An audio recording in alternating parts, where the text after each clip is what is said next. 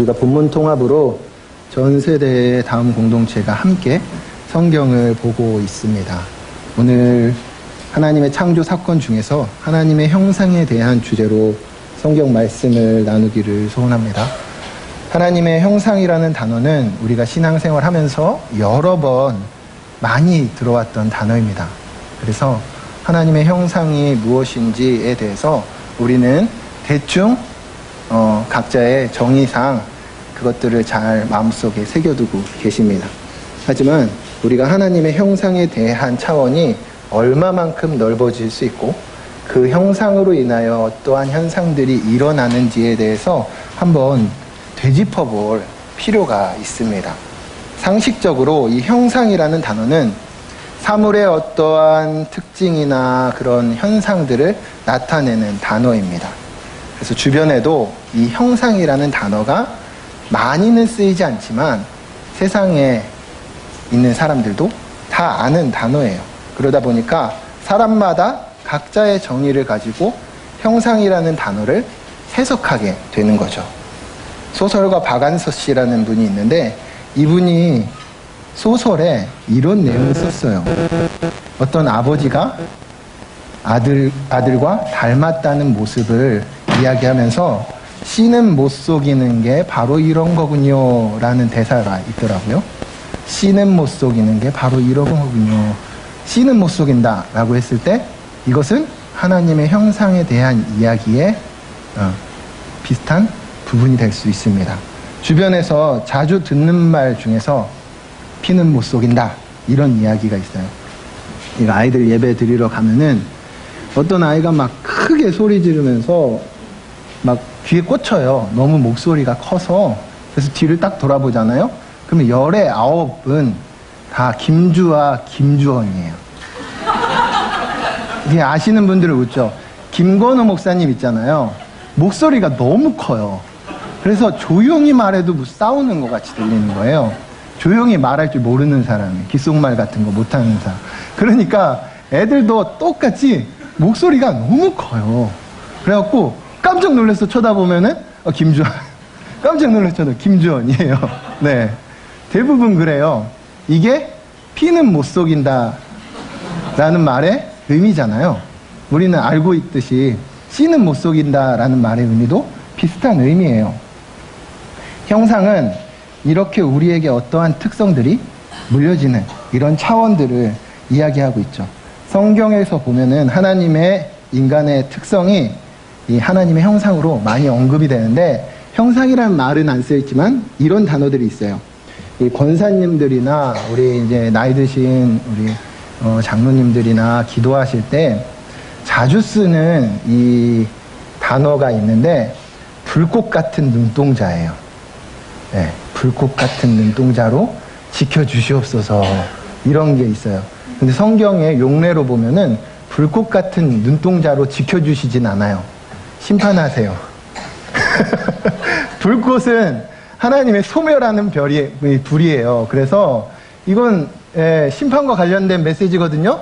근데 자꾸 불꽃 같은 눈동자로 우리를 지켜달라고 그러면은 이게 심판의 의미인가 아니면은 돌봐달라는 의미인가 좀 헷갈릴 때가 있어요. 근데 뭐 상관없습니다. 괜찮아요. 쓰셔도 괜찮은데 눈동자라는 단어가 이 하나님의 형상을 나타내는 단어예요. 우리하고 비슷하잖아요. 하나님도 눈동자가 있대요. 눈만 있는 게 아니라 눈동자도 있어요. 그리고 하나님도 손이 있어요. 성경에 보면 주의 손이 짧으냐, 주의 친절한 팔에 안기세. 손과 팔이 있으세요.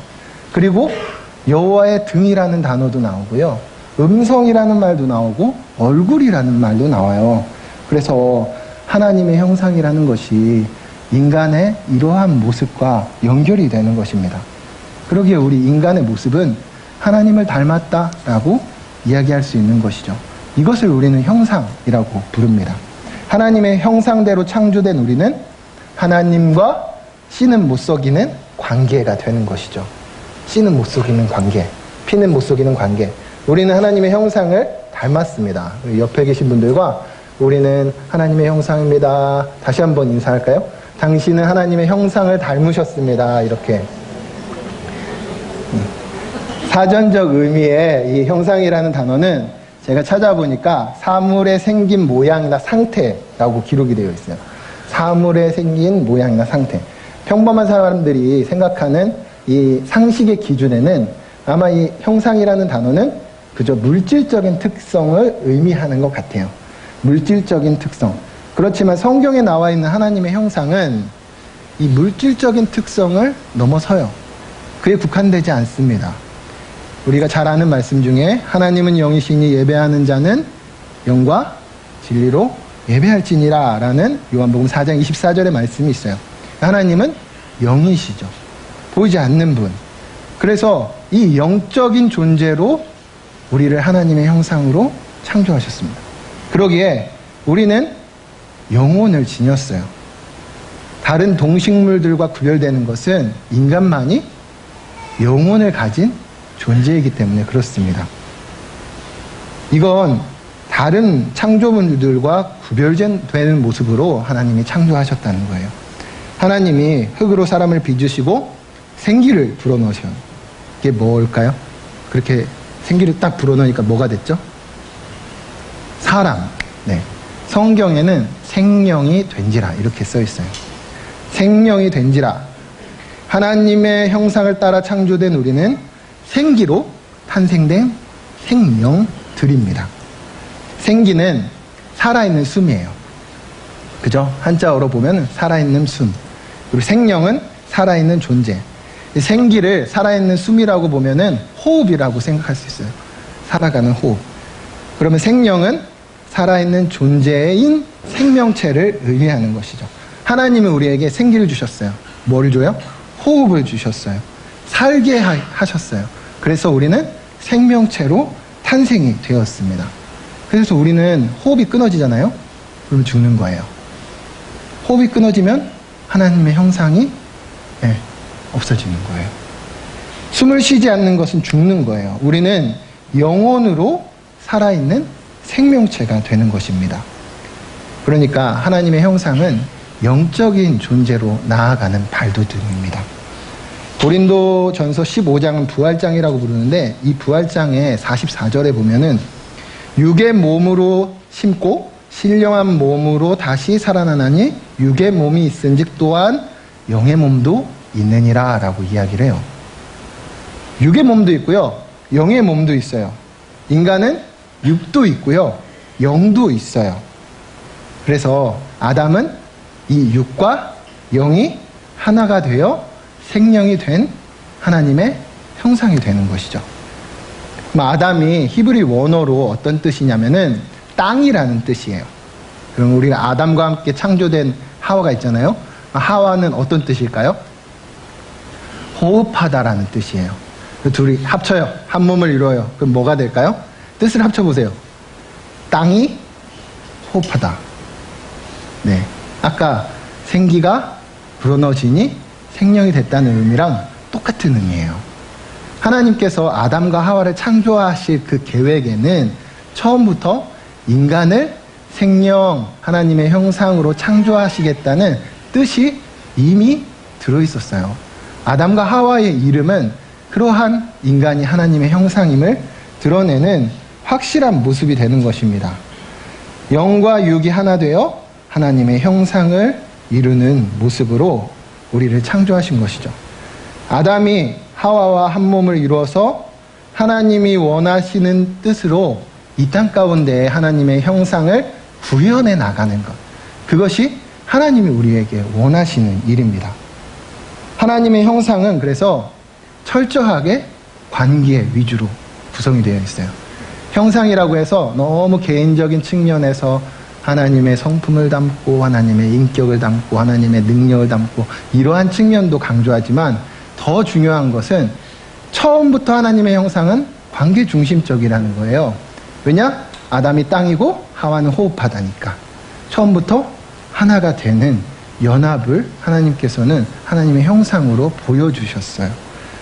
인간의 관계를 통해서 하나님의 형상이 만들어졌음을 알려주십니다. 그러기에 하나님도 삼위가 일체세요. 성부, 성자, 성령 하나님이 질서를 가지시고 교제하시며 관계를 이루시는 것입니다. 십계명도요, 1계명부터 4계명까지가 하나님 사랑이라면은 5계명부터 10계명까지가 이웃사랑으로 관계적 측면을 구성하고 있는 것을 보여주는 것입니다. 눈에 보이는 세계 속에서 눈에 보이지 않는 하나님의 뜻과 계획을 우리 하나님의 형상을 통해서 이 세상 가운데 구현시키시길 원하는 게 하나님의 계획입니다. 그러기에 영적인 하나님은, 보이지 않는 하나님은 유일한 존재 하나님의 형상인 우리를 통해서 자신을 드러내시기를 즐거워하십니다. 우리가 하나님의 형상으로서 하나님을 세상 가운데 드러내야 하는 존재인 것이에요. 하나님께서 그분의 독특한 형상을 따라 우리 인간을 창조하심으로 세상 가운데에 샬롬을 선포하셨어요. 참된 평안이 가득하게 이 땅을 다스리고 이 땅을 정복하고 이 땅을 가꾸어 나가게 하셨습니다. 하지만 아담은 이러한 하나님의 뜻대로 살지 않고 불순종하여 타락했죠. 그때 하나님의 형상은 완전히 망가졌어요. 그래서 타락한 인간은요, 절대로 하나님의 뜻을 알 수가 없습니다. 불완전하지만 우리가 예수 그리스도를 믿고 구원을 받잖아요. 그러면 우리가 회복이 돼요. 무엇이 회복이 되냐면 하나님의 형상과 하나님의 뜻을 알아감이 회복이 되는 것입니다. 그리스도로 말미암아. 예수님은 완전한 하나님의 형상으로 이 땅 가운데 오셨어요. 고린도전서 4장 4절에 그리스도는 하나님의 형상이다 했고, 히브리서 1장 3절에 이는 하나님의 영광의 광채시요 그 본체의 형상이다 라고 했습니다. 예수님이 하나님의 형상이시면서 그 본체세요. 예수님이 이 땅에 오셔서 우리에게 하나님의 형상이 무엇인지를 친히 보여주세요. 다시 말해서 참 하나님의 형상이 무엇인지 그것을 예수님께서 본으로 우리 가운데에 친히 밝히 보여주셨다는 거예요. 예수 믿기 전에 우리는 하나님의 형상을 잃어버리고 알지 못했지만 예수님을 믿고 예수님을 구주로 영접한 이후에는 이제 하나님의 뜻이 무엇인지 깨달아 알게 돼요. 하나님의 형상이 어떤 모습인지 보게 돼요.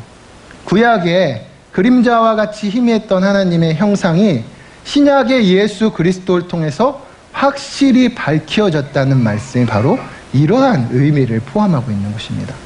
우리가 예수님과 함께할 때, 그리스도와 연합할 때 비로소 하나님의 뜻을 인지하게 됩니다. 그리고 깨달아 알아가게 됩니다. 더불어서 하나님의 형상 또한 회복이 되게 되어 있는 것입니다. 하나님의 형상됨이 회복되면 우리의 인간성도 달라지게 돼요. 예수님처럼 하나님의 뜻을 완전히 이루시는 그 모습을 따라 살아가게 되는 것이에요. 하나님이 인간에 주신 명령을 따라서 진짜로 생육하고 번성하고 땅에 충만하고 다스림이 회복되는 것입니다. 잘 다스림 또한 하나님의 형상의 부분입니다. 다스림하면은 우리가 좀 부정적으로 생각해요. 누군가가 나를 다스린다 라고 하면 벌써 좀 불쾌하잖아요. 네, 나의 인권이 있고 난 누구의 다스림을 받는 자가 아니라 다스리는 자가 되고 싶어 하는 게 인간의 좀 욕구인데, 이러한 모습들은 부정적인 이러한 요소들로 내 마음속에 먼저 새겨지는 게 죄송한 말씀이지만 죄인된 인간의 모습입니다. 네, 저도 그래요. 저도 누군가가 나한테 뭘 시키면은 좀 꼬깝게 들리죠. 네, 그렇게 막 생각이 들어요. 죄인된 인간의 모습이에요. 권력을 집권하기 위해서 방해 요소들을 다 제거하고 일그러진 그러한 다스림의 모습으로 완력을 이용해서 찍소리도 못하게 제어하는 이런 타락한 세상의 모습들, 지금 우리가 살고 있는, 경험하는 이 세상의 다스림은 창조시에 하나님이 아름다웠더라, 심히 좋았더라 했던 그 하나님의 형상의 다스림은 아닙니다. 네, 그 다스림이 아니에요. 진짜 하나님이 원하는 다스림의 모습은 하나님의 그 형상의 가치를 깨달을 때 가능한 것입니다. 하나님의 그 형상의 가치, 라고 하면은 오늘 우리가 본문 말씀으로는 읽지 않았지만 우리가 본문 통합을 하면서 2장까지 읽으셔야 합니다. 이번 주간에. 2장에 이런 말씀이 있습니다. 아담이 하와를 보고 고백을 해요. 이는 내 뼈 중에 뼈요 살 중에 살이라 라고 고백을 해요. 근데 이 모습이 남자가 부모를 떠나 그의 아내와 합하여 한 몸을 이루는 모습으로 표현이 되었잖아요. 아담이 하와를 보면서 이러한 고백을 할 때 이 하나님의 형상에 대한 완벽한 이해가 있을 때 이런 고백이 나오는 것이에요. 완벽한 이해, 무슨 이해일까요?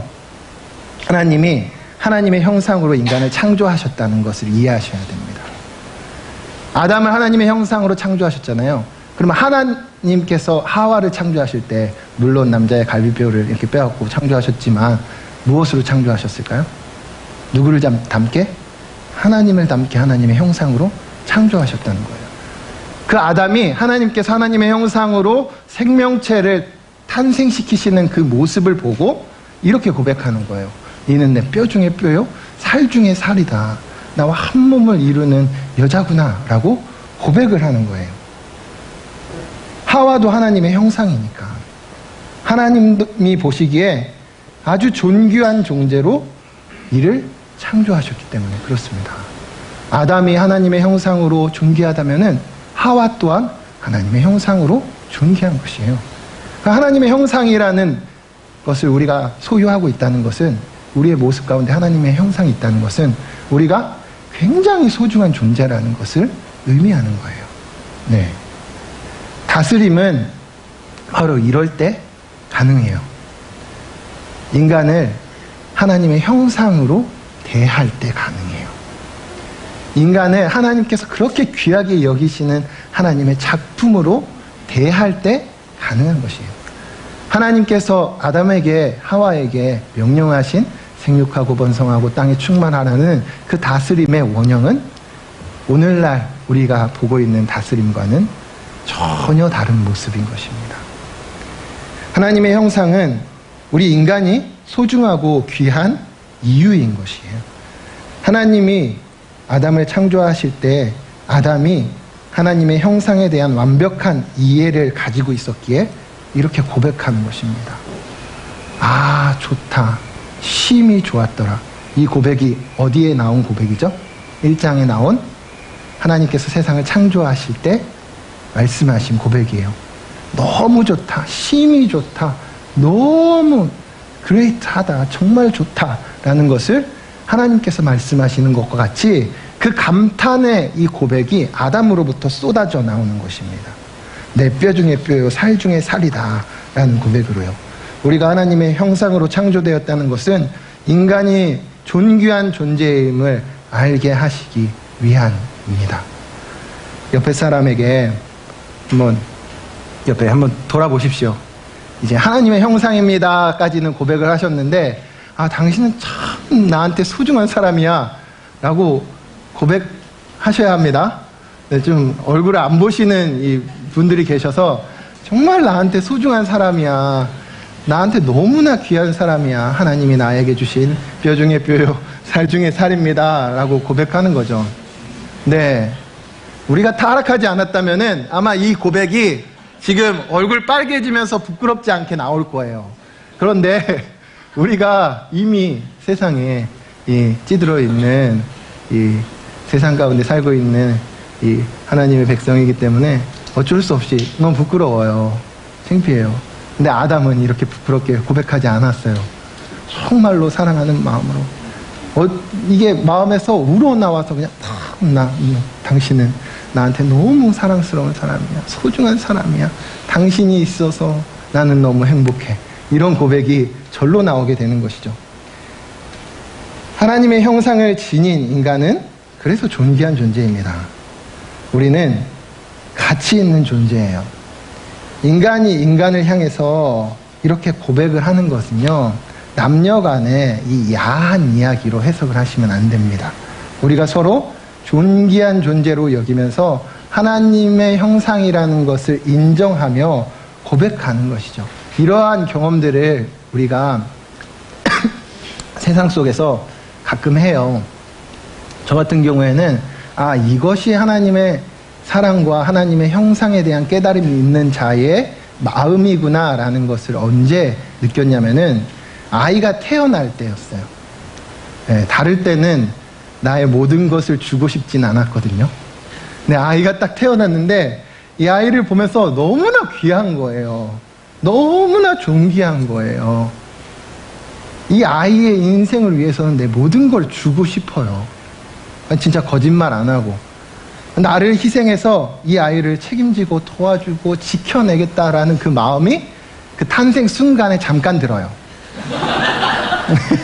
살다 보면은 이놈 시키 진짜 어떻게도 못하고 이렇게도 못하고 이런 마음이 대부분인데 이게 잠깐 가끔 그 마음이 들어요.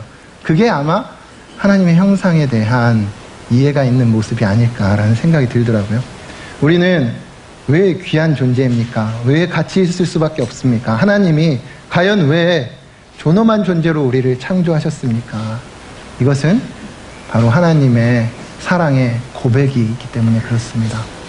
하나님의 형상을 하나님께서 창조하신 그 창조물을 우리 인간들을 하나님께서 너무 소중히 여기시고 사랑하신다는 것입니다. 인간이 얼마나 소중한 존재인지를 깨달아 그것에 눈을 뜨게 되는 이 과정이 바로 하나님의 형상이 회복되어가는 과정입니다. 우리가 얼마나 소중한 자인 거를 서로가 서로에게 깨달아가는 거예요. 나만 소중한 게 아니라 우리 서로가 서로에게 공동체가 너무나 소중한 것을 깨달아가는 거죠. 저기 우주적으로 저 반대편, 지구 반대편에 있는 사람들까지 너무 소중한 존재다라는 것을 깨달아 알아가는 것이 바로 하나님의 형상의 회복의 과정인 것입니다. 하나님의 형상의 회복은 이러한 존재 가치를 발견하는 데부터 시작해요. 그리고 예수님으로부터 서로 사랑하는 가치 또한 발견하게 됩니다. 나를 위해 하늘보자 버리시고 오신 주님, 나를 사랑하시어 십자가를 지고 죽으신 주님, 왜 그렇게 하셨을까? 바로 우리가 하나님의 형상으로 창조된 존귀한 자들로 여기시고 우리를 사랑하시고자 작정하신 것입니다. 우리가 예수 그리스도를 본받아야 이 하나님의 형상을 회복할 수 있습니다. 그때 우리도 예수님처럼 하나님의 형상으로 형제를 사랑할 수 있게 되는 것입니다. 그때 비로소 우리는 원수를 사랑하라 라는 것이 가능하게 되는 것입니다. 하나님의 형상의 파괴는 뒤틀린 다스림의 현상으로 세상 가운데 여전히 존재해요. 안타깝게도 더 이상 인류는 서로 사랑하는 하나님의 형상들을 존귀히 여기는 그러한 모습으로 발전해 나가고 있지 않습니다. 일부 예배 때 김건호 목사님께서 환경오염에 대해서 이야기를 했거든요. 그것도 하나의 하나님의 형상의 파괴의 일환이고요. 저는 이런 얘기를 하고 싶습니다. 이 권력을 잡기 위해서 막 온갖 그런 술수를 통해 사람들을 죽이면서 그 자리를 유지해 나갔던 우리 과거의 모습들. 네. 자신의 이익을 위해서라면 다른 사람의 손해를 당연히 여기는 모습.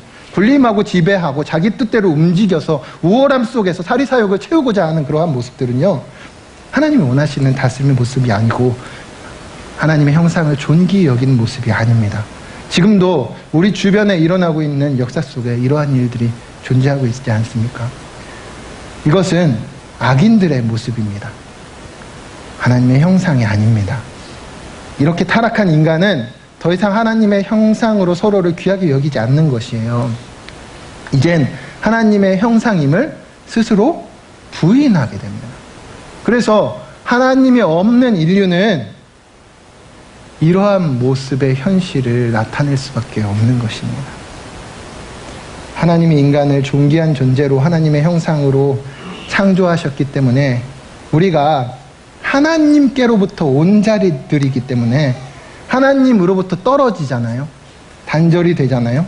그러면 우리는 존귀하지 않은 존재로 전락을 할 수밖에 없습니다. 가치 없는 존재가 되는 것이죠. 왜냐? 하나님의 형상 때문에 우리가 존재한 거거든요. 하나님의 형상 때문에 우리가 존귀한 거거든요.